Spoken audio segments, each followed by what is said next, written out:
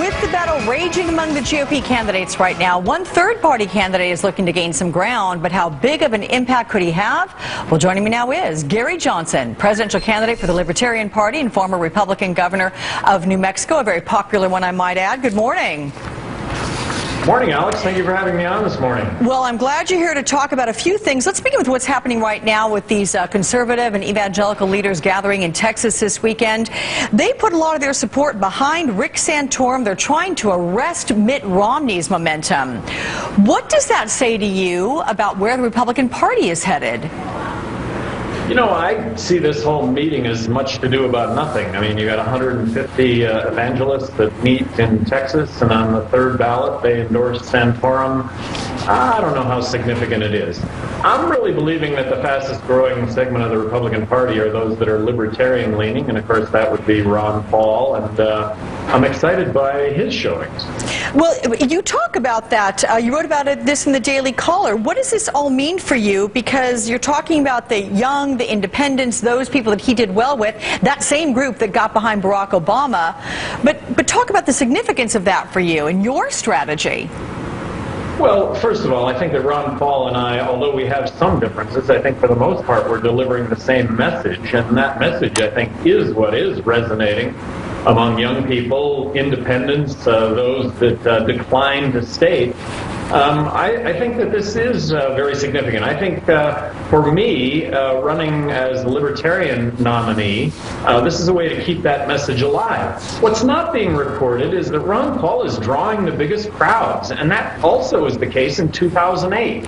It was a real surprise to me, having endorsed him in 2008, that he was drawing the biggest crowds, and it wasn't reported. So what gets reported is Rick Santorum gaining the support of 150 evangelists on the third ballot, as opposed to the fact that Ron Paul is drawing thousands of people, talking about an agenda that and this is perhaps where Ron Paul and I differ, but the broad stroke is fiscally conservative and socially liberal. But you may have heard my previous interview with Dana Milbank of the Washington Post, and we were talking about Ron Paul taking off the weekend this week, and he says, look, the fact is Ron Paul doesn't think he's going to get elected president. So if it's all about a message, where do you stand on that? I mean, do you legitimately think you have a shot at becoming president of the United States, or are you more about message? Well, it's always been about the message. I wouldn't be doing this if I didn't think there was the opportunity to actually win. And pie in the sky, there's the opportunity here to potentially poll at a level that would put me on the national debate stage with Romney believing that he is going to be the nominee, and President Obama talking about an agenda that talks about balancing the budget, but also talks about government getting out of our personal lives. So legalizing marijuana, a woman's right to choose, constitutionally guaranteed gay marriage equality, but gun rights that go along with that, slashing welfare, but slashing warfare. And I think that President Obama made a lot of promises that, for the most part, have kind of come up short for his core constituency. That's my opinion. I heard him say some very favorable things regarding drug policy. I heard him say some very favorable things when it came to our foreign involvements. And I really haven't seen much of a difference since he's been in office. And in fact, he's cracked down on medical marijuana facilities in California and now Colorado. Do you think ultimately your greatest role, though, may be that of spoiler? And if so, from whom do you think you would siphon off the most votes?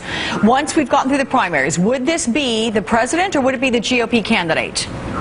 Really, I think it takes from both parties. It takes from those Democrats that are really aren't all that happy about the fact that we shouldn't be engaged in these foreign entanglements that we continue to be engaged in.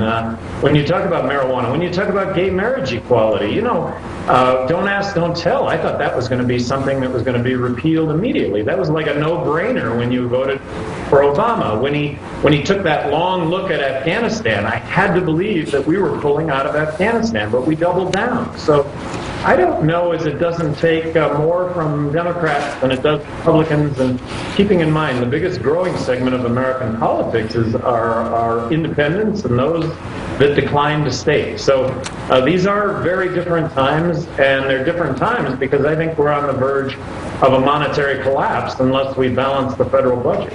Well, Gary Johnson weighing in on all this, presidential candidate for the Libertarian Party. Thanks for joining me. Alex, thank you very much for having me on. You're welcome.